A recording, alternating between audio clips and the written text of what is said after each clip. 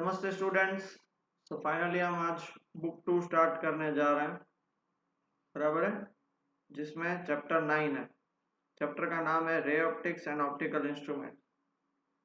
CBSE और Gujarat board में बहुत सारा पोर्शन इस चैप्टर में से कट है। क्या कट है वो आप देख लेना, मैं सबका सब पढ़ाऊंगा, ठीक है। क्योंकि जेडब्ल्यू और नीट में अभी तक ऐसा नहीं बताया कि वो कट कर रहे हैं, उनमें सब पढ़ा, हमको सब पढ़ना पड़ेगा। तो जिनको नहीं पढ़ना है, सिर्फ टेक्स्ट बुक का ही करना है, that is according to board, तो वो देख लेना। वो पोर्शन आप मत लिखिएगा और उसको आप मत फोकस ज्यादा करिएगा, बाकी सब लोग इसको देख लेना, ठीक है। ओके, सबसे पहला हम इंट्रोडक्शन पढ़ने जा रहे हैं। Nature has endowed the human eye, that is retina, with the sensitivity to detect electromagnetic waves within a small range of the electromagnetic spectrum. 10th standard में आपने पढ़ा था कि हमारी आंख के ऊपर जो रेटिना होता है वहां पे लाइट गिरती है, तो उस पे जो रेटिना में जो सेल्स होते हैं, cones and rods, rods and cones, तो वो कहाँ पे जाएंगे, वो फिर जाएंगे थ्रू ऑप्टिक नर्व ब्रेन में, वो उसको इंटरप्रेट करेंगे। तो उसमें भी एक छोटा सा पॉइंट ऐड करना पड़ेगा कि लिमिटेड रेंज ही वो उस आइस, दैट इज रेटिना पे जो सेंस करेंगे, that is rods and cones, उनको सेंस कर पाएंगे, बाकी कोई नहीं। और उसको क्या बोलते हैं, वो है visible light. Electromagnetic radiation belonging to the region of the spectrum, जिसकी वेवलेंथ अबाउट 400 टू 790 nm है, उसको हम कहते हैं लाइट। और सिर्फ वही जो है वो हमारे आंखों पे सेंसेस प्रोड्यूस कर सकता है। It is mainly through light and the sense of vision that we know and interpret the world around us. Light और विजन दो चीज, लाइट गिरेगी नहीं तो हम देख भी नहीं पाएंगे सामने, और हमारा विजन है वो क्यों, क्योंकि उसमें से लाइट रिफ्लेक्ट होकर हमारे आंखों में गिरती है, तब हम देख पाते हैं। So there are two things that we can incrementally mention about the light from common experience. First, that it travels with an enormous speed, and second, that it travels in a straight line. ये आपने lower standard में पढ़ा था। दो चीजें, एक तो उसकी स्पीड काफी ज्यादा होती है, कितनी, 3 इंटू 10⁸ मीटर पर सेकंड, पता होना चाहिए। और दूसरा कि वो हमेशा स्ट्रेट लाइन में ट्रैवल करती है, ऐसे ऐसे, फिर ऐसे गई, फिर ऐसे गई, फिर ऐसे गई, ऐसे नहीं, straight line. Okay, it took some time for people to realize that the speed of light is finite and measurable.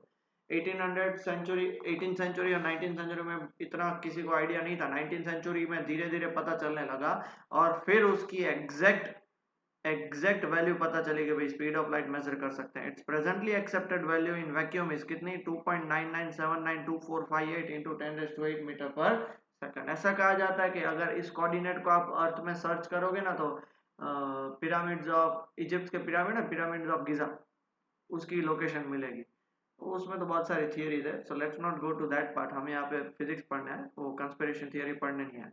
So for many purpose it suffices to take c is equal to 3 into 10⁸, और but हम practical use में उसकी value कितनी लेते हैं, 3 into 10⁸ metre पर second. The speed of light in vacuum is highest speed attainable in nature.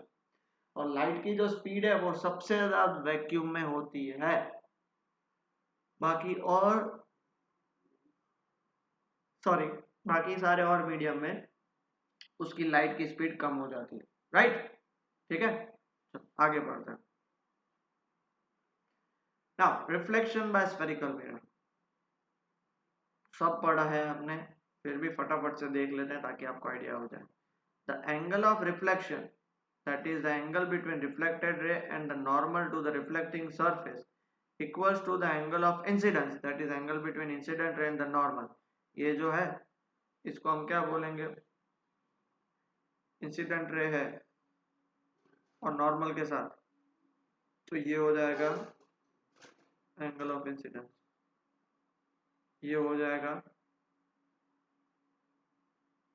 Angle of reflection, ठीक है। Also that the incident ray are equal, equals लिखा हुआ ना, ये दोनों इक्वल होंगे। और दूसरी बात, incident ray, reflected ray, reflect होने के बाद, एंड द नॉर्मल, ये तीन rays to the reflecting surface point of incidence lie in the same plane. और वो हमेशा कहां पे रहता है, सेम प्लेन में रहता है। Same plane in the sense, देखो ये कॉन्सेप्ट समझो बेटा, प्लेन मतलब टू कोऑर्डिनेट्स। मतलब अगर देखो, मैं शायद आप समझने की ट्राई करो, तो अगर रे ऐसे गिरे, मान लो ऐसे गिर रही है, तो रिफ्लेक्ट होकर वो ऐसे ही गिरेगी, ऐसे नहीं जाएगी, वरना उसकी क्या होगी, पाथ डेविएट हो गया, बराबर है। ऐसे गिरी, यहाँ पे नॉर्मल है तो स्ट्रेट जाएगी, ऐसे गिरने के बाद ऐसे नहीं जाएगी, समझ रहे हो। And these laws are valid at each point on any reflecting surface whether plane or curved। और ये दो लॉज हैं, फर्स्ट लॉ क्या है, फर्स्ट लॉ है angle I is equal to angle R, और दूसरा क्या है, इंसिडेंट रे, नॉर्मल और reflected ray, all line same plane. ये दो रे, वो ये दो लॉज हैं, सब जगह पे अप्लाई होंगे।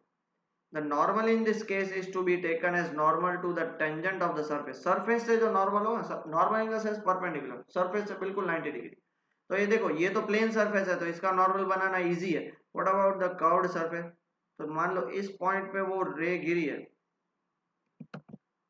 इस पॉइंट पे रे गिरी है, तो इसका टेंजेंट बनाओ और यहाँ से परपेंडिकुलर, तो ये परपेंडिकुलर हो गया, तो ये उसकी रिफ्लेक्टेड रे हो जाएगी। 90 डिग्री किसको बनाएगा, टेंजेंट को, to the normal to the tangent to the surface at the point of incidence. जहां पे इंसिडेंट हो रहा है उससे पहले क्या करो, टेंजेंट बनाओ और उसके normal. That is the normal is along the radius, the line joining the centre of the curvature of the mirror to the point of incidence. ये कर्व्ड पार्ट के लिए बता रहा है जो हम आगे पढ़ेंगे, बट मैंने जैसे यहाँ पे बताया वो पार्ट क्लियर हो गया, पक्का। तो जिनको लिखना है वो लिख सकते हो, जिनको नहीं लिखना है इट्स ओके, आगे बढ़ते हैं, बिकॉज ये सब आपने ऑलरेडी पढ़ा हुआ है। अब साइन कन्वेंशन की बात, ये बहुत इंपॉर्टेंट है क्योंकि डेरिवेशंस जो आएंगे उसमें साइन कन्वेंशन भर भर के आएंगे। According to the sign convention all distances are measured from pole of the mirror or the optical center of the lens। ये देखो, इसको बोलते हैं pole of the mirror. Mirror है तो पोल होता है, और अगर लेंस है तो इसको हम क्या बोलते हैं, ऑप्टिकल सेंटर, ठीक है। सब वहां से मेजर होता है। अब इस पोल को या इस ऑप्टिकल सेंटर को ओरिजिन मान लो, तो ये ओरिजिन है तो इस साइड हमारी पॉजिटिव एक्स एक्सिस, इस साइड हमारी नेगेटिव एक्स एक्सिस, इस साइड हमारी पॉजिटिव एक्सिस और नीचे हमारी नेगेटिव एक्सिस। क्लियर हो गया। तो अब आप इजीली आइडेंटिफाई कर सकते हो कौन पॉजिटिव होगा और कौन नेगेटिव होगा, ठीक है। The distance is measured in the same direction as the incident light are taken as positive। अब देखो इंसिडेंट लाइट ऐसे गिर रही है, ये डायरेक्शन देखो, इंसिडेंट लाइट का डायरेक्शन देख रहे हो, तो ये डायरेक्शन में जो भी आफ्टर रिफ्लेक्शन की बात करिए, इस डायरेक्शन में जो भी मेजर करोगे वो positive, okay. And those measured in the direction opposite to the direction of incident light are taken as negative. और opposite distance against the incident light, ये रहा देखो, distance against the incident light, distances against the incident light are negative, okay। the heights measured upward with respect to x axis, ऊपर जो भी height measure करेंगे तो positive होंगे, to the principal axis of the mirror और lens are taken as positive. ऊपर जो भी मेजर करेंगे पॉजिटिव, मैंने आपको पहले ही बता दिया, ये पोल है, ऊपर पॉजिटिव नीचे नेगेटिव, ये पोल ओरिजिन, इधर नेगेटिव और इधर positive, and the height measured downward are taken as negative. ये सारे साइन कन्वेंशंस हैं जो आपको काम आएंगे, मेरी मानो तो ये लिख लो और ये डायग्राम भी बना लो, ठीक है, बाकी जैसी आपकी मर्जी, ओके। आगे बढ़ते हैं। Next is focal length of a spherical mirror, mirror की फोकल लेंथ। तो figure shows what happens when a parallel beam of light is incident on first concave mirror and second convex mirror. अब देखो parallel beams of light, parallel किसके, principal axis के। देखो ये जो line पास हो रही है ना, उसको हम क्या बोलते हैं, उसको हम बोलते हैं प्रिंसिपल एक्सिस, ठीक है। उसको हम क्या बोलते हैं बेटा, उसको हम बोलते हैं प्रिंसिपल एक्सिस, ठीक है। तो we assume that the rays are paraxial, paraxial मतलब जैसे बोला, they are incident at points close to the pole P of the mirror and make small angle with the principal axis. या फिर सारी ray parallel होंगे principal axis के। यहाँ तो देखो प्रिंसिपल एक्सिस के पैरेलल हो तो ठीक है, या सब सेम एंगल बनाते हो विद द प्रिंसिपल एक्सिस, उनको भी क्या बोलेंगे, पैरेक्सियल बोलेंगे। बट हाँ, वो सब after reflection, the reflected rays converge at a point f on the principal axis of a concave mirror। concave mirror होगा तो वो क्या करेंगे, कन्वर्ज होके एक जगह पे मिलेंगे और उस जगह का नाम होगा f। कौन सा mirror, concave mirror. Whereas convex में तो वो कन्वर्ज होते नहीं है, बिकॉज कॉन्वेक्स मिरर कौन सा होता है, diverge. Whereas For a convex mirror, the reflected ray appears to diverge from a point F on its principal axis. वैसे डाइवर्ज होते हैं, मतलब उसको आप आगे एक्सटेंड करो तो वो जहाँ पे जिस पॉइंट पे मिलेंगे उसको हम F बोलेंगे। मतलब कॉन्केव एक्सिस का, कॉन्केव मिरर का focal length in front of mirror होता है और कॉन्वेक्स के लिए बिहाइंड द मिरर होता है। ठीक है, कुछ डाउट? पक्का? ठीक है। द पॉइंट एफ, ऐसा कोई जरूरी नहीं है, देखो जैसे मैंने आपको बताया कि ऐसा कोई जरूरी है हमेशा parallel to the principal axis होगी, नहीं, वो कुछ एंगल बना रही हो, दो rays same but same angle बनानी चाहिए, ये बात समझ लो। तो आफ्टर रिफ्लेक्शन वो जहां पे इंटरसेक्ट होंगी वो फोकल प्लेन होगा। The point F is called the principal of focus of the mirror. Now, if the paraxial parallel beam of light were incident, making some angle with the principal axis, like this case, the reflected rays would converge from a point in a plane through F, normal to the principal axis. ये plane मतलब समझ रहे हो ना, ये इतना बड़ा part है, ये प्लेन है, उस प्लेन में, ये जो प्लेन आपको मैं बता रहा हूँ ना बेटा, ये प्लेन देख रहे हो ना, ये प्लेन, उस प्लेन में वो कहीं पे भी वो क्या हो जाएगी, कहीं पे भी वो मिल सकती है, उस प्लेन में ही होगी, उस प्लेन से बाहर नहीं जाएंगी। प्लेन मतलब वो जो पेज है, पेज पे आप डायग्राम बनाओ तो पेज पे ही दिखेगा, ये ऐसे बाहर या ऐसे बाहर तो निकला होगा। And this is called the focal plane of the mirror. The distance between the F and the pole of the mirror is called the focal length of the mirror and denoted by F. और इन दोनों के बीच का जो distance होगा उसको हम F से डिनोट करते हैं, जिसको हम क्या बोलते हैं बेटा, फोकस बोलते हैं। आ गया समझ में? पक्का? ये था उसका इंट्रोडक्शन, अब उसका डेरिवेशन देख रहे हैं। Okay, we know that we now show that f is equal to r by 2, बराबर है। We now show that f is equal to r by 2 where r is the radius of curvature of the mirror। हम ये prove करेंगे। The geometry of reflection of an incident ray is shown in figure। Okay, ये figure में हम देख पा रहे हैं, देखो कॉनकेव मिरर लो या कॉन्वेक्स मिरर लो, किसी को कॉनकेव पसंद हो तो कॉनकेव ले सकते हो, किसी को कॉन्वेक्स पसंद है कॉन्वेक्स, बट हम मेजोरिटी में कॉनकेव लेंगे। Let's see B the centre of curvature of the mirror. Centre of curvature किसको बोलते हैं बेटा, पता है ना? वो मिरर एज अ होल जिस स्फीयर का पार्ट होगा उस स्फीयर का सेंटर वही मिरर का centre. Consider a ray parallel to the principal axis striking the mirror at M. देखो रे पैरेलल प्रिंसिपल एक्सिस कहाँ पे स्ट्राइक करी, एम पे, तो क्या होगा, आफ्टर रिफ्लेक्शन वो फोकस से पास होंगी, then CM will be perpendicular to the mirror at M, और CM क्या होगा, परपेंडिकुलर होगा। क्यों? बिकॉज आपको पता है ये सर्कल है, ये मान लो सर्कल है, ये उसका सेंटर है, बराबर। सेंटर से कोई भी आप यहाँ पे ऐसे लाइन पास करो, बराबर है, सेंटर से आप कोई भी लाइन पास कराओ तो वो उस पॉइंट से जो टेंजेंट होगा उसको तो परपेंडिकुलर होगा। तो देखो ये भी इससे ये क्या हो जाएगा, CM is perpendicular to the mirror हो गया ना। टू द मिरर मतलब समझ लेने का वहां से जो टेंजेंट है उसकी बात करें। ठीक है, क्लियर हो गया बेटा? समझ रहे हो परपेंडिकुलर कैसे आया? ओके, ना पता चले तो रिवाइज करो, वीडियो को वापस रिप्ले करो, वरना पूछ रहे हो। Let theta be the angle of incidence and MD be the perpendicular from M on the principal axis. MD be the perpendicular on M on the from M on the principal axis. ठीक है, तो अब मैं इसको क्या बोल सकता हूँ, मैं इसको ये बोल सकता हूँ, मैं इसको ये बोल सकता हूँ। देन अब मैं सॉल्व करना स्टार्ट करूंगा। दो तीन चीज है अच्छे से समझने की हमें, बराबर है। उसमें सबसे पहली चीज है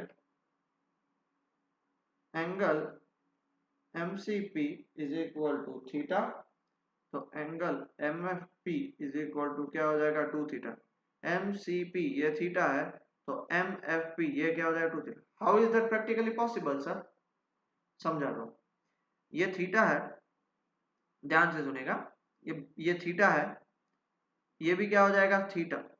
हाँ सर, ओके, ये थीटा है, ये आप देख पा रहे, ये थीटा है तो ये भी थीटा हो जाएगा, vertically opposite angles, sorry alternating angles. और ये जो एंगल बना रहा है ये MF वाला, वो CM है उसको एग्जैक्टली बाइसेक्ट करेगा, बाइसेक्ट करेगा तो ये भी थीटा हो जाएगा, तो ये 2 थीटा। अब देखो ये रे और ये पैरेलल हो जाएंगे तो 2 थीटा, तो ये भी क्या हो जाएगा, 2 थीटा। इसलिए MFP क्या हो जाएगा, 2 थीटा। उसका रीजन है because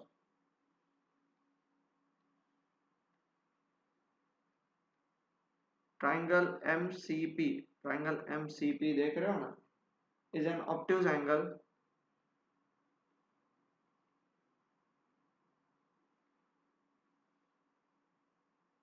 for MCP and MFP, MCP and MCF, MCP and MCF, and CMF is internal angle. दूसरा रीजन ये भी है, देखो MCP है वो क्या है, ऑब्ट्यूज एंगल ट्राइंगल है, बराबर है, तो उसमें MCP बराबर है और MCF, बिकॉज ट्राइंगल MCP सही है, एंड CMF, हाँ, और यहाँ पे एक इसलिए कंफ्यूज हो रहे हैं क्योंकि यहाँ पे ऐसा कॉमा डालना पड़ेगा। हाँ जी, अब देख लो, ट्राइंगल MCP है, उसमें triangle MCP, okay, in triangle MCP is an obtuse angle. सबसे पहला ट्राइंगल MCP है वो obtuse angle MCP actually obtuse angle हो जाएगा। क्यों हो जाएगा? बिकॉज देखो MCF ये वाला एंगल और CMF ये वाला एंगल बराबर है, वो दोनों उसके इंटरनल एंगल्स है, तो ये दोनों को ऐड करोगे तो ये भी 2 थीटा हो जाएगा, या जैसे मैंने आपको बताया ये 2 थीटा है तो ये भी 2 थीटा हो जाएगा। तो मैंने आपको बोला दो तरीके, तो अगर आपको ये लिखना है तो लिख सकते हो, नहीं लिखना है तो जय श्री राम, कोई टेंशन लेने का नहीं, ठीक है, कोई टेंशन लेने का नहीं है बेटा अपने को। एंगल MFP हो गया ना। अब सबसे मेन, अब डेरिवेशन स्टार्ट हो रहा है, triangle MDC and triangle MDF are equiangular. देखो MDC MDF इक्विएंगुलर होंगे, क्यों होंगे बताओ? बिकॉज ये जो D है, ये D आपका, ये D और ये P अप्रोक्सीमेटली उनके बीच में कोई ज्यादा एंगल नहीं है, बराबर है। उनमें देखो एक एंगल 90 है, बराबर है, और ये 2 थीटा और थीटा अलग अलग है। तो एक बार हम किस में अप्लाई करेंगे, एक बार हम अप्लाई करेंगे हम ट्राइंगल MCD में, जैसे MDC में, बराबर है। और ये आर इक्विएंगुलर नहीं लिखना है तो मत भी लिखो। तो सबसे पहले हम क्या अप्लाई करेंगे, फर्स्ट इन ट्राइंगल MDC क्या हो जाएगा, tan theta, MDC tan theta is equal to opposite क्या होगा, MD बाय एडजेसेंट CD, पता है ना tan थीटा का फॉर्मूला। और दूसरा इन ट्राइंगल MDF, अब tan थीटा की जगह क्या डालना पड़ेगा, 2 थीटा, 2 थीटा बताओ, opposite MD by FD, MD by FD, इतना क्लियर हो गया। अब समझो ये जो थीटा और 2 थीटा की हम बात करें ना, वो काफी छोटे हैं। For angles theta and 2 theta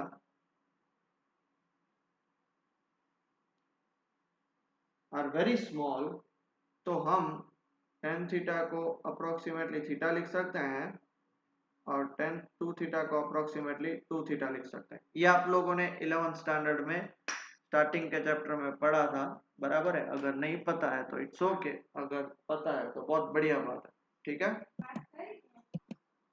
तो जैसे मैंने आपको बताया कि tan theta is approximately theta और tan 2 theta is approximately 2 theta, तो मैं देयरफॉर इस जगह पे क्या लिख सकता हूँ, तो हमारा काम क्या हो जाएगा, तो therefore theta is equal to MD by CD and 2 theta is equal to MD by FD। Okay, clear हो गया। अब एक बात ध्यान से देखिएगा, ये जो D और P जैसे मैंने आपको बताया ना, वो बहुत ही नजदीक होते हैं। For small angle theta, small angle मतलब समझ रहे हो 5-6 डिग्री 10 डिग्री, अब बोले सर 10 डिग्री बहुत बड़ा है, नहीं वो कुछ नहीं होता, आप ट्राई करोगे तो वो एक्सपेरिमेंटेशन में। तो हम क्या बोल सकते हैं, for small angle theta point D is very very close two point P। मतलब हम ये मान सकते हैं कि D की जगह पे P लिखो तो उससे कोई फर्क नहीं पड़ेगा। दैट इज देयरफॉर हम क्या बोल सकते हैं, CD is equal to CP, दोनों क्या हो जाएंगे R, देख लो ये CD लिखो या CP लिखो, दोनों क्या हो जाएंगे R। ऐसा हो ना तो इसको हम पीछे लेके चलते हैं, बार बार हमें आगे जाने की जरूरत ना पड़े। Okay, CD is equal to CP is equal to R। और दूसरा मैं ये भी लिख सकता हूँ कि भाई FD और FP भी दोनों क्या हो जाएंगे, एक दूसरे से इक्वल हो जाएंगे, FD is equal to FP is equal to F हो जाएंगे। क्लियर हुआ? नाउ फ्रॉम इक्वेशन 1, कौन सा इक्वेशन, ये रहा 1 और ये रहा 2।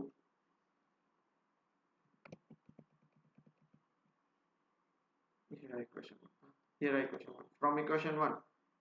तो theta is equal to MD की जगह पे तो मैं MD रखूंगा, ठीक है। CD की जगह पे मैं क्या लिख सकता हूँ, R लिख सकता हूँ। तो MD ऊपर चला जाएगा, ओके, MD ऊपर चला जाएगा तो MD is equal to R theta. अब दूसरा हमारे पास क्या था, 2 theta is equal to MD by FD, हमारा FP जितना है और उसको मैं F लिख सकता हूँ। तो therefore MD is equal to क्या हो जाएगा, F इंटू 2 थीटा। तो कंपेयर करेंगे अब इन दोनों को, तो कंपेयर करेंगे तो क्या हो जाएगा, R theta is equal to F into 2 theta, theta theta cancel, तो F इज इक्वल टू कितना हो जाएगा, R बाय 2। और हमको यही प्रूव करना है। बहुत सिंपल है, प्लीज कंफ्यूज होने की बात नहीं है। सिर्फ मैंने आपको स्टार्टिंग में थोड़ा सा कंफ्यूज कर दिया था रिगार्डिंग ये, बट वो गिवन पार्ट है, वो इतना नहीं लेकर चलेगा। बट जो दो ट्राइंगल्स आपको पता चल गया ना, MCD और MFD, फिर आपको बताना है थीटा छोटा है इसलिए D और P इक्वल है, और फिर उसमें वैल्यूज डाल देनी, बात होगी खत्म। बराबर है? तो please pause the video and note it down अच्छे से बेटा, फिर आगे बढ़ते हैं। लिख लिया? लिख लिया सब लोगों ने? चलो आगे बढ़ते हैं। अब का जो हमारा टॉपिक है वो है इफ द मिरर इक्वेशन। अब मिरर इक्वेशन आप लोगों ने 10th में पढ़ा है, क्या होता है, 1/f is equal to 1/v plus 1/u। तो हम डिराइव करेंगे। Now if rays emanating from a point actually meet at another point after reflection or refraction, the point is called the image of the first point। वो आपको पता है कि image किसको बोलेंगे, कि भाई दो रेज आफ्टर रिफ्लेक्शन, जैसे मान लो ये आपका मिरर है, ठीक है, एक रे यहाँ से निकली, बराबर है, और बिल्कुल ऐसे गई, और दूसरी रे यहाँ से निकली और बिल्कुल ऐसे गई। ये दोनों एक्सटेंड होते हुए जहाँ पे मिलेंगे, जिस पॉइंट पे मिलेंगे, ये इसका ऑब्जेक्ट था तो ये, सॉरी, ये उसका ऑब्जेक्ट स्ट्रेट था, तो इमेज यहाँ पे बनेगी। मतलब दो रेज आफ्टर रिफ्लेक्शन या आफ्टर रिफ्रैक्शन मिलेंगी तो वहां पे क्या बनाएंगी, वो इमेज बनाएंगी। Okay, the image is real if the rays actually converge to the point. मतलब एक्चुअली जब मिलते हैं तो वो real, and it is virtual if the rays do not actually meet but appear to diverge from the point when produced backward। but वो जो convex mirror की बात होती है वहां पे वो मिलता ही नहीं है, हम उसको मिलाते हैं कंपलसरी, तो उसको हम क्या बोलेंगे, virtual। now an image is thus point to point correspondence with the object established through reflection or refraction। image क्या है, point to point correspondence, मतलब ये point, देखो मैं वापस बता रहा हूँ, पॉइंट टू पॉइंट करस्पॉन्डेंस शायद आपको ना पता चले तो ये आपका मिरर है, मान लो रफ बना रहा हूँ, ठीक है, ये आपका ऑब्जेक्ट है, पहली रे ऐसे गई, आफ्टर रिफ्रैक्शन ऐसे गई, दूसरी रे ऐसे गई, आफ्टर रिफ्रैक्शन ऐसे गई, ठीक है। अब देखो वो यहाँ पे मिल रहा है, तो ये पॉइंट है वो यहाँ पे मिलेगा और ये पॉइंट है वो यहाँ पे, तो उसके बीच में जितने भी पॉइंट्स है वो सब पॉइंट एनलार्ज होंगे, क्योंकि देखो ये इमेज क्या होगा, एनलार्ज। ये आपका ए बी ऑब्जेक्ट है तो ए डैश बी डैश आपका क्या हो जाएगा, ए डैश बी डैश आपका क्या हो जाएगा, इमेज, वो एनलार्ज हो जाएगा। एनलार्ज मतलब इसमें जो जो पॉइंट्स है वो सब जहां पे भी है वो सब यहाँ पे एनलार्ज होंगे, उसको बोलते हैं पॉइंट टू पॉइंट करस्पॉन्डेंस। आ गया समझ में? और वैसे मिनिमम दो रेस चाहिए टू फॉर्म एन इमेज। वैसे प्रैक्टिकली आप दो से ज्यादा कितनी भी ले सकते हो। In principle we can take any two rays emanating from a point on an object, trace their paths, find their point of intersection and thus obtain the image of point due to the reflection as spherical mirror। जैसे मैंने बताया ना, we can take any two rays emanating, मतलब point से जो निकलती है, क्योंकि पॉइंट ऑब्जेक्ट है, वहां से लाइट निकलेगी, वो मिरर में जाएगी, रिफ्लेक्ट होगी, वापस जहां पे मिलेगी उसे हम क्या बोलेंगे, इमेज बोलेंगे। Minimum 2 points, done.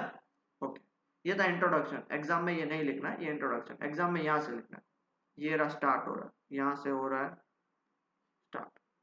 Figure shows the ray diagram considering 3 rays. देखो पहली रे AM, दूसरी रे AP और तीसरी रे AM। Okay, it shows the image A dash B dash of an object AB formed by a concave mirror. AB object है, A dash B dash image है। It does not mean that only 3 rays emanate from point है, जैसे मैंने बताया ना A से 3 ही नहीं infinite rays निकलेंगी, but to make the image from an object हम minimum 2 rays लेते हैं। आप 5 लो, 10 लो, 15 लो, 20 लो, फिर complicated हो जाएगा, इसलिए 2 लेते हैं। An infinite number of rays emanate from any source in all directions. Thus, point A dash is image of point A. If every ray originating from point A and falling on the concave mirror after reflection passes through the point A dash. इसका मतलब वो क्या हुआ? A से जो भी raise आगे इस मिरर पे गिर रही है, तो आफ्टर रिफ्लेक्शन सब वो कहां से मिलेंगी? A dash से मिलेंगी। ओके, ठीक है। We now derive the mirror equation. समझ पा रहे हो ना? अब देखो, अगर मैं यहां से लेता, यहां से 3, 4 और 5वां पॉइंट है, या फिर एक मान लेते हैं, देखो ये जो 3 पॉइंट बना हुआ है, तो इसको मैं 3 पॉइंट्स मान लेता हूँ, 1, 2 और 3 पॉइंट, तो यहाँ पे भी 3 पॉइंट। ये पॉइंट सब यहाँ पे मिलेंगे, ये पॉइंट सब यहाँ पे मिलेंगे और ये पॉइंट सब यहाँ पे मिलेंगे। अब सिंस सारे पॉइंट अभी छोटे हो जा रहे हैं, तो ये जितने भी पॉइंट्स है वो सब छोटे हो जाएंगे। ठीक है, तो इस पॉइंट से भी ले सकते हो, इस पॉइंट से भी, इस पॉइंट, कोई भी पॉइंट से ले सकते हो, it's up to you. So we now derive the mirror equation of the relation between the object distance, image distance and focal length. Okay, from the figure, two right angle triangles A dash B dash F and MPF are similar. A dash B dash F दिख रहा है, ये छोटा सा triangle, और तीसरा MPF। और how the hell MPF हो जाएगा? तो बेटा अगर आप इसको ऐसा ड्रॉ करोगे स्ट्रेट लाइन,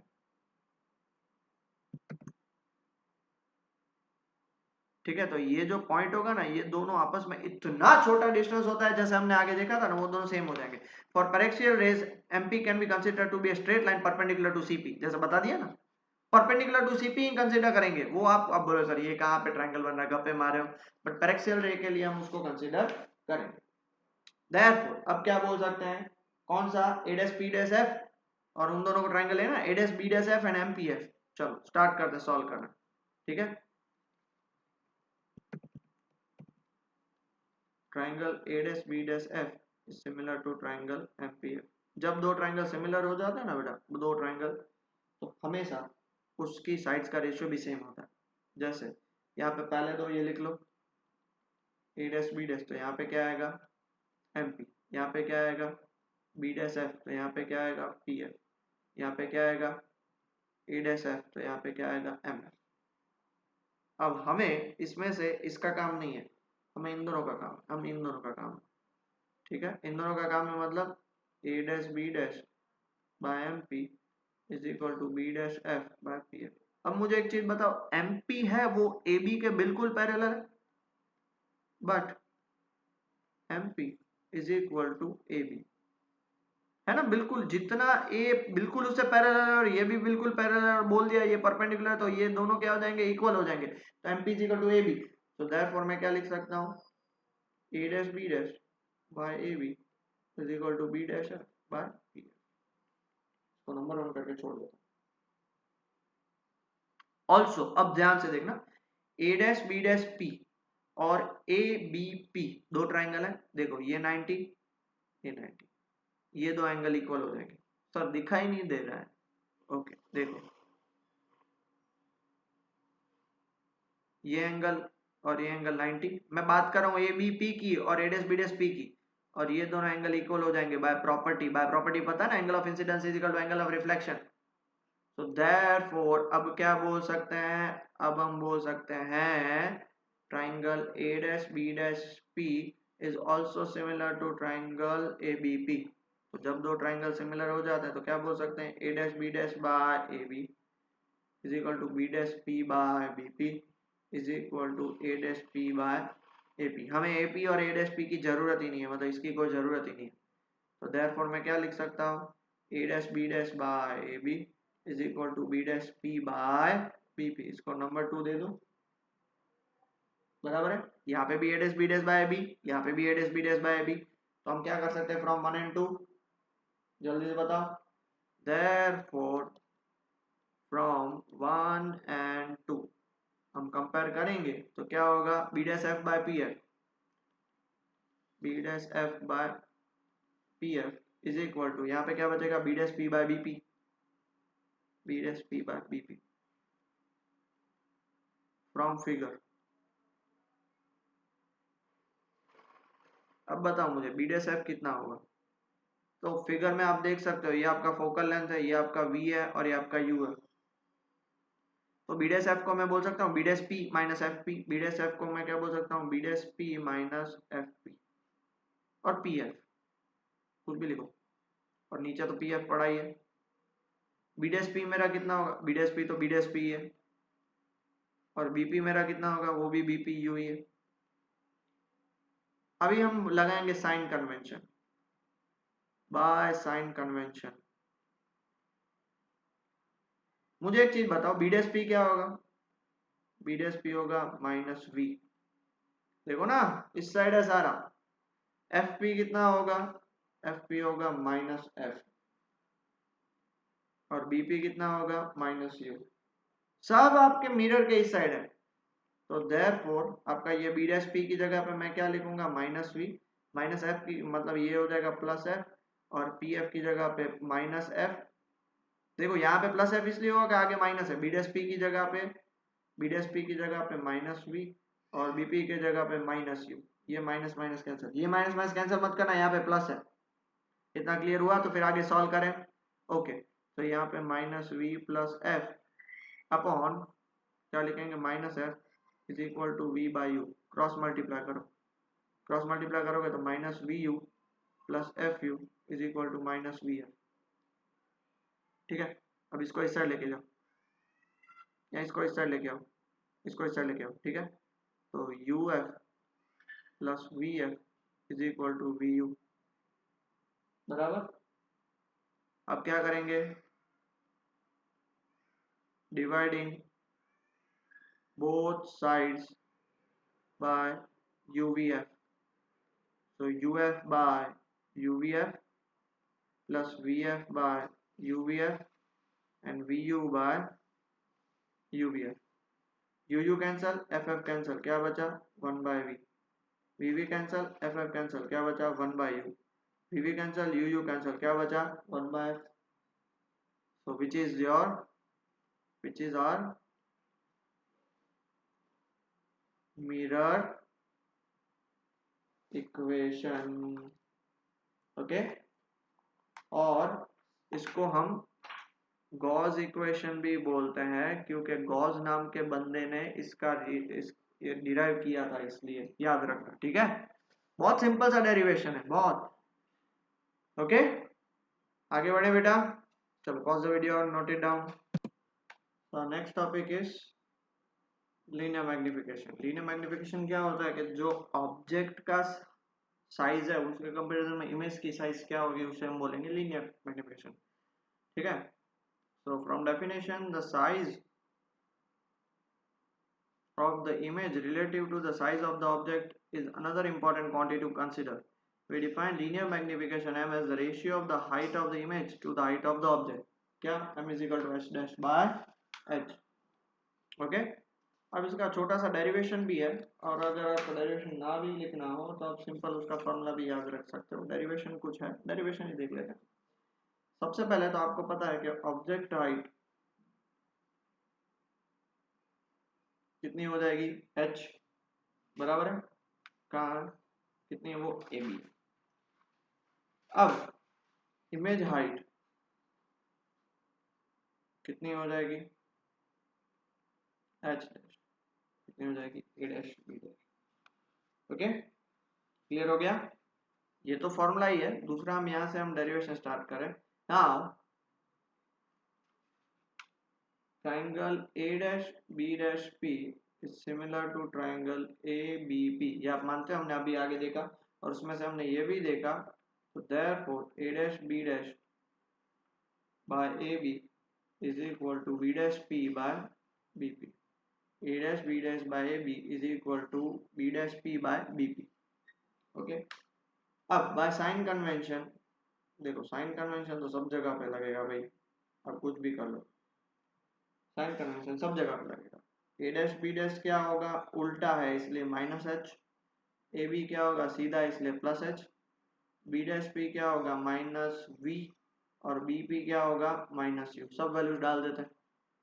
ठीक है, तो therefore A dash B dash की जगह पे माइनस एच, ए बी की जगह पे माइनस एच डैश, और ए बी की जगह पे एच, बी डैश पी की जगह पे माइनस वी और अपॉन माइनस यू, इसको कैंसिल कर देंगे। तो minus H dash by H is equal to V by U, इस माइनस को दूसरी जगह पे ट्रांसफर कर देंगे, तो H dash by H is equal to minus V by U. But आपको पता है कि भैया एच डैश बाय एच तो आपका m होता है, देयरफॉर m का दूसरा फॉर्मूला क्या हो जाएगा माइनस वी बाई, ये मिरर के लिए। So therefore for mirror magnification can be defined as h dash by h is equal to minus v by u। Even आप इन दोनों को भी यूज कर सकते हो, इन तीनों में से किसी को भी आप यूज कर सकते हो। ओके, नाउ उसमें एक छोटा पॉइंट है, if m is positive then image is virtual and direct, and if m is negative then image is real and inverted। ठीक है, ये याद रख लेना, काम आएगा आपको। डन, कुछ भी प्रॉब्लम बेटा, आगे बढ़े। ठीक है, अब देखो एक एग्जांपल है, अब 4 एग्जांपल्स हैं, फटाफट से देख लेते हैं, 4 एग्जांपल, ताकि हमारा पोर्शन क्लियर हो। Suppose that the lower half of the concave mirrors reflecting surface, lower half, पूरा जो कॉन्केव रिफ्लेक्टिंग सरफेस है उसका लोअर हाफ, उसको हम क्या करते हैं, suppose it is covered with an, in the figure is covered with an opaque, मतलब यहाँ से इतना पोर्शन जो है उसको हम कवर कर लेंगे ओपेक से। ठीक है, so what effect will this have on the image of an object placed in front of the mirror? तो क्या इमेज बनेगी? और हमें क्या लगता है कि भाई आधा पूरा कट हो गया तो इमेज नहीं बनेगी। You may think that the image will now show only half of the object, but वो गलत है। But taking the laws of reflection to be true for all the points on the remaining part of the mirror, the image will be that of the whole object. देखो इतना part तो बाकी है और इसमें से इनफाइनाइट रेज निकल रही है, हमने 2 रेज ली, वो यहाँ पे आ रही है, तो क्या बाकी दूसरी रेज यहाँ पे नहीं आएंगी, उनके कारण यहाँ पे इमेज नहीं बनेगी? बनेगी, but however as the area of the reflecting surface has been reduced the intensity of the image will be low। ये 10th में भी सेम क्वेश्चन था। अब सिर्फ इतना मिरर बचा है इसलिए इमेज की इंटेंसिटी भी क्या हो जाएगी, कम हो जाएगी। क्लियर हो गया, इमेज बनेगी क्योंकि रिमेनिंग रेज इधर जाएंगी बट उसकी इंटेंसिटी कम हो जाएगी। Done, okay, next question.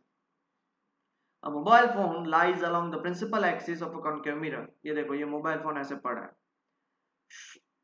show by suitable diagram the formation of its image, explain why the magnification is not uniform, will the distortion of image depend on the location of the phone with respect to mirror। अब देखो ये phone तो ऐसा होता है but उसका image ऐसा बनेगा, क्यों ऐसा बनेगा? तो एक बात बहुत ध्यान से सुन लीजिएगा बेटा कि भैया आपको पता है कि भैया यहाँ पे जो कोई भी ऑब्जेक्ट अगर सी से पीछे होता है, सी से पीछे, तो उसका इमेज हमेशा आगे बनता है।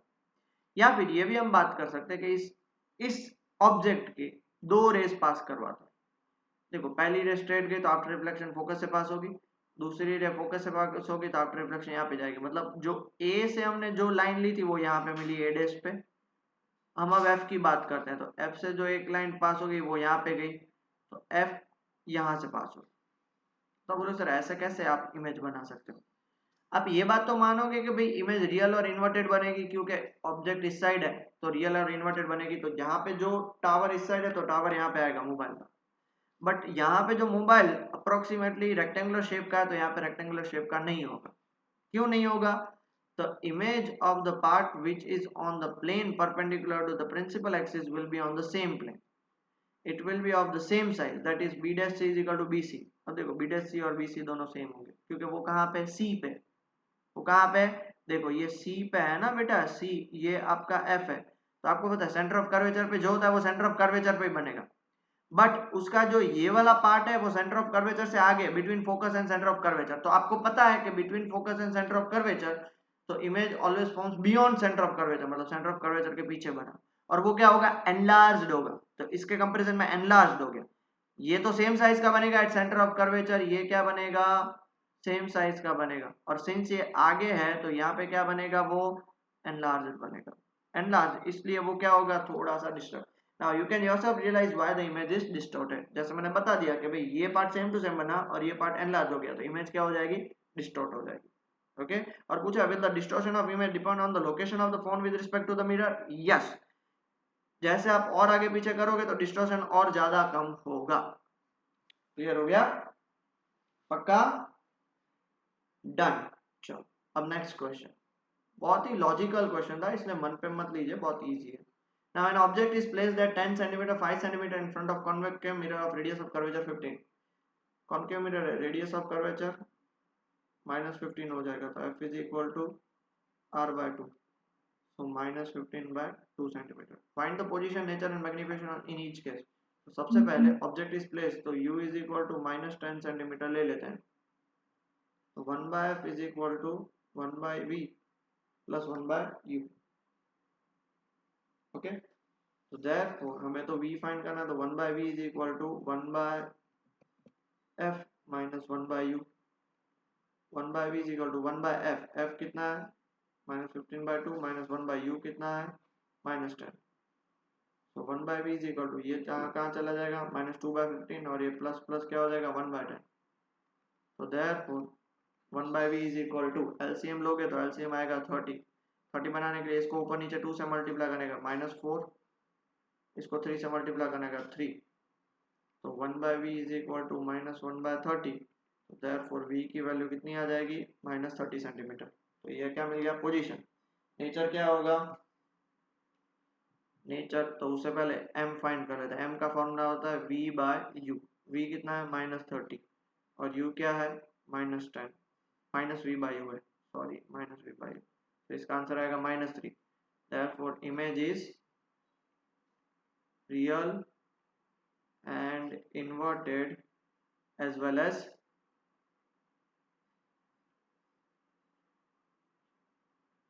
मैग्नीफाइड. डन. अब दूसरा केस जिसमें u आपका क्या है, जिसमें u है आपका minus 5 सेंटीमीटर. अब देखो तो थोड़ा f आपका minus 15 by 2 मतलब minus 7.5 है, तो उससे आगे आ रहा है, तो नक्की ये केस में वर्चुअल और इरेक्टिव बनेगा. आपको केसेस याद होने चाहिए, केसेस याद, f के आगे तो हमेशा बियॉन्ड द क्या बोल सकते हैं, बिहाइंड द मिरर बनता है. वो जो 6 केसेस आपने 10th में पढ़े थे, वो अगर नहीं पता हो तो it's okay. 1 by f is equal to 1 by v plus 1 by u. So therefore 1 by v is equal to 1 by f minus 1 by u. 1 by v is equal to minus 2 by 15 हमने अभी देखा, और minus 1 by u कितना है, minus 5.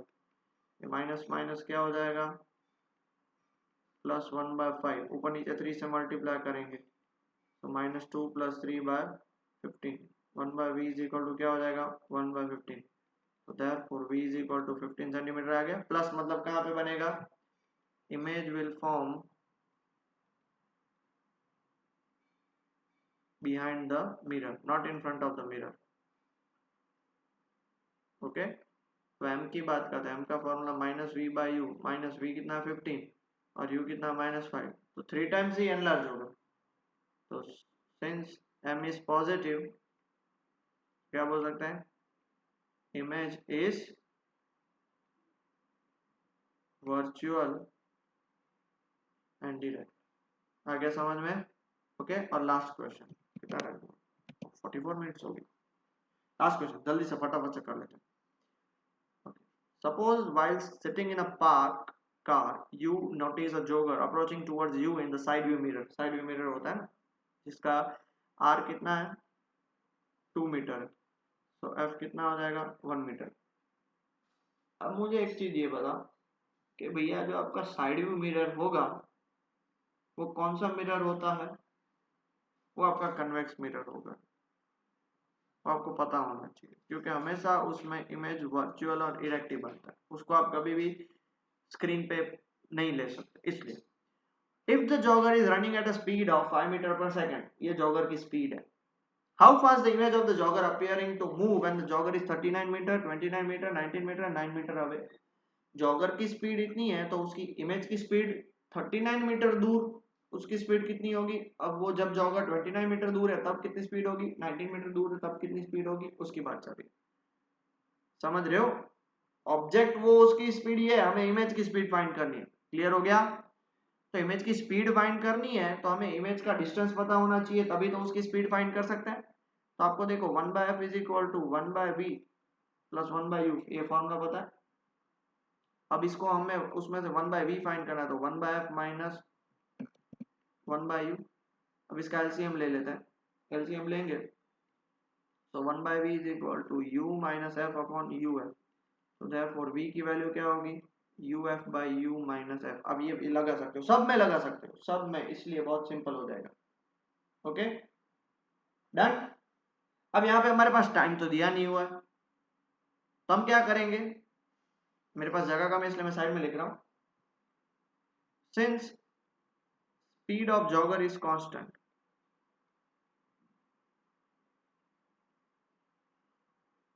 so distance traveled by jogger towards mirror is equal to, कितना आएगा, distance का formula speed into time. Speed कितना है 5 और टाइम हमने 1 लिया, तो 5 मीटर 1 सेकंड में। वो तो लॉजिकल बात है ना, 5 मीटर इन 1 सेकंड, तो ये भी पता चल गया, बराबर है। तो ये कहाँ पे यूज होगा, ये बाद में। सबसे पहले तो हम क्या करेंगे, सबसे पहले फॉर 39 मीटर फाइंड करना है।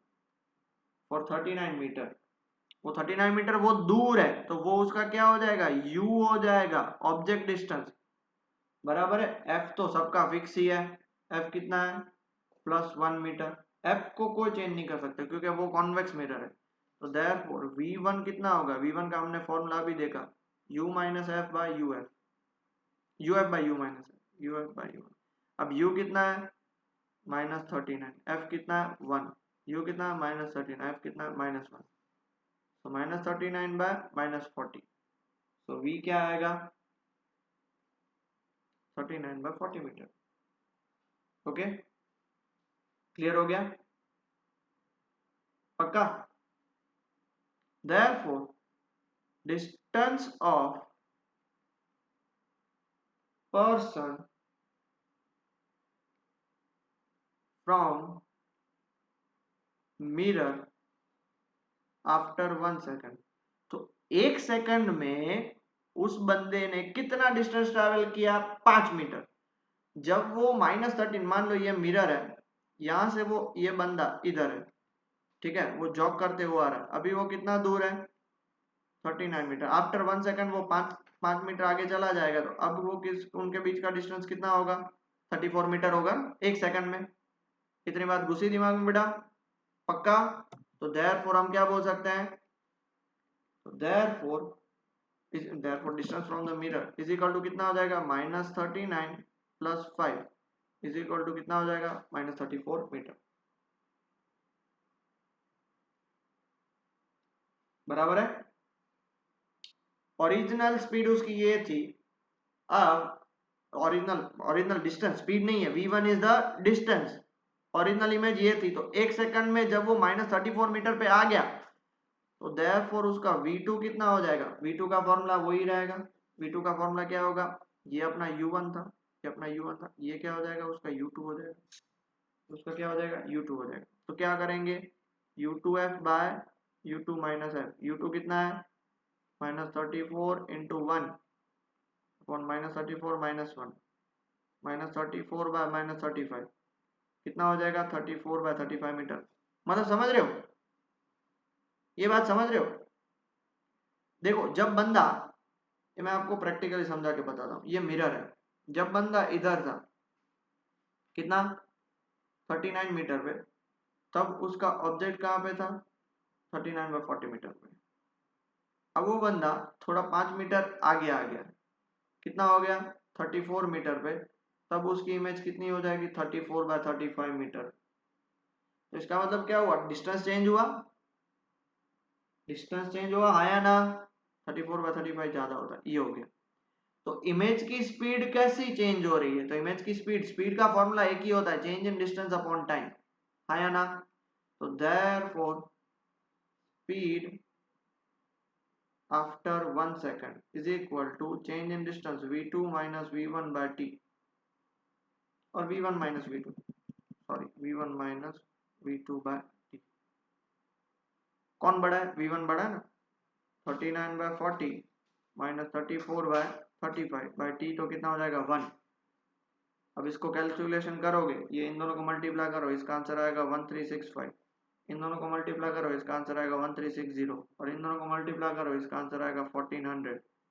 इसको सॉल्व करोगे तो 5 बाय 1400, और कट करोगे तो 1 bye 280 metre per second. Speed of the image कितनी होगी, 1 बाय 280 मीटर पर सेकेंड। ऐसे ही आपको अब 39 की जगह पे 29 लेके सॉल्व करना है, क्वेश्चन देख लो, 39 29 29 के बाद 19 19 के बाद 9, तो जब आप बी second for image distance 29 meter लोगे, तो वापिस u1 उसको माइनस 29 मीटर लेना है, उससे फिर v1 फाइंड करना है, फिर वापस v2 फाइंड करना है, 5 मीटर वो आगे बढ़ जाएगा ना, v2 के लिए क्या हो जाएगा, u2 कितना हो जाएगा माइनस 29 प्लस 5, वो कितना हो जाएगा माइनस 24 मीटर, वापस उससे आप v2 फाइंड करोगे, और उससे आप क्या फाइंड करोगे स्पीड, तब उस स्पीड की वैल्यू आ जाएगी, उस स्पीड की वैल्यू है 1 बाय 150 मीटर पर सेकेंड। और c 19 मीटर के लिए स्पीड की वैल्यू है, मैं साइड में लिख दे रहा हूं ताकि आपको क्लियर हो जाए, 1 बाय 60 मीटर पर सेकेंड। और डी फॉर 9 मीटर के लिए स्पीड की वैल्यू है 1 bye 10 metre per second. Clear हो गया, तो ये आपको खुद से ट्राई करना है, आई होप कर सकते हो, ठीक है। जिनको कट हो चुका है ये एग्जाम्पल, मुझे आइडिया नहीं है गुजरात बोर्ड वालों को, तो मत करिए, जिनका नहीं हुआ है वो करिए, और एमसीक्यू में आएगा ही, कुछ भी करना। So that's all for today's lecture, I hope आपको ये लेक्चर समझ में आया होगा, काफी बड़ा लेक्चर था, ठीक है, बट आज सिंपल है, ज्यादा कॉन्सेप्ट्स नहीं है, ओके। लिखने में थोड़ा टाइम लगेगा बट बहुत ही इजी है, अच्छे से पढ़ाई करिए, मन लगा के पढ़ाइए। टेक केयर बेटा।